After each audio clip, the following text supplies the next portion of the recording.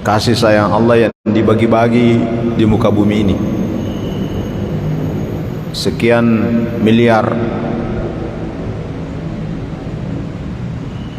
memanfaatkan rahmat itu, menikmati rahmat itu, sehingga anak menikmati kasih sayangnya orang tuanya, sekalipun ada orang tua yang membuang anaknya.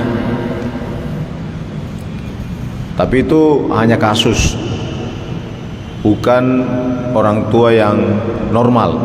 Biasanya yang tidak normal, karena mungkin malu ada anaknya sehingga dibuang itu anak. Itu kan tidak normal. Tapi yang melahirkan normal,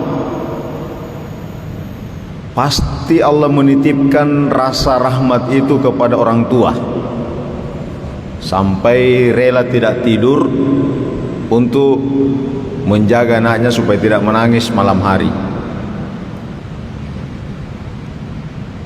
Itu alami, natural. Begitu juga anak kepada orang tua. Anak kepada orang tua mencintai orang tuanya, menyayangi orang tuanya. Itu sesuatu yang alami yang Allah titipkan pada jiwanya anak itu, agar dia mencintai orang tuanya, ayah ibunya. Sekalipun banyak anak yang durhaka kepada orang tuanya,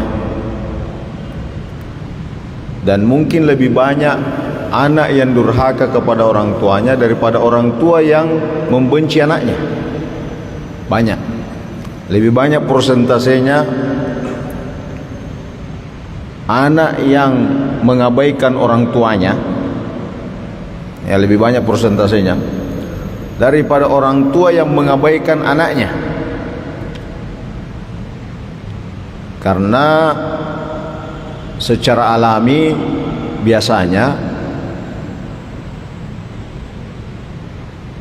orang tua itu sangat mendalam cintanya kepada anaknya, biasanya.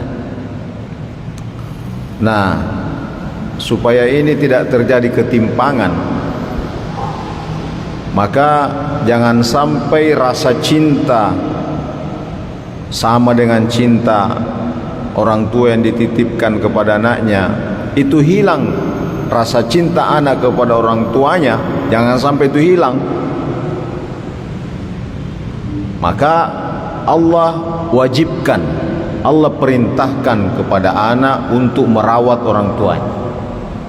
Jadi bisa saja ada anak yang merawat orang tuanya tapi tidak sama cara merawat anaknya, tidak sama. Sekalipun banyak juga anak yang merawat orang tuanya karena takut dosa. Jadi beda itu kan. Merawat orang tua karena takut dosa, merawat anak karena cinta kepada anak. Nah, itu sudah beda. Jadi jangan sampai rasa cinta itu hilang. Maka ajaran Al-Quran, hadis Nabi kita Muhammad SAW memerintahkan kepada anak untuk merawat dan menjaga orang tuanya. Itulah sebabnya di dalam Al-Quran Allah Subhanahu wa ta'ala berfirman, wa'budullaha wa la tusyriku bihi syai'a wa bil walidaini ihsana. Sembahlah Allah dan jangan mensyirikatkan, mensekutukan dengannya sesuatu pun, dan kepada orang tua berlaku ihsan. Berlaku ihsan. Kalau kita lihat redaksi Al-Quran, Allah menggunakan kata-kata bi, bukan wa'ala. Al-Quran tidak mengatakan wa'alal walidaini ihsana, tapi Al-Quran mengatakan wabi walidaini ihsana. Beda itu.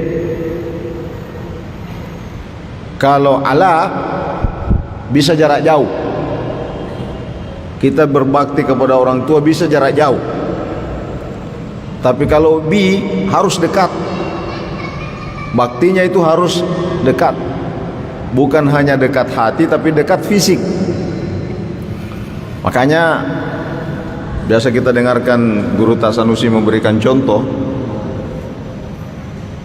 Taruhlah misalnya ada anak yang bernama Jupri. Tidak ada Pak Jupri sini, tidak ada Jupri. Ya, misalnya Jupri. Disampaikan kepadanya bahwa ibumu sakit di Bulukumba. Ya, ibumu sakit di Bulukumba. Dia ada di Makassar. Maka kalau wa alal walidaini ihsana, maka Jufri tinggal mengirim obat penurun tekanan darah tinggi, dikirim kepada ibunya Indo Upe di Bulukumba, kepada yang terhormat ibunda Indo Upe. Ya, ini kita minum obat supaya sembuh. Al-Quran tidak mengatakan begitu.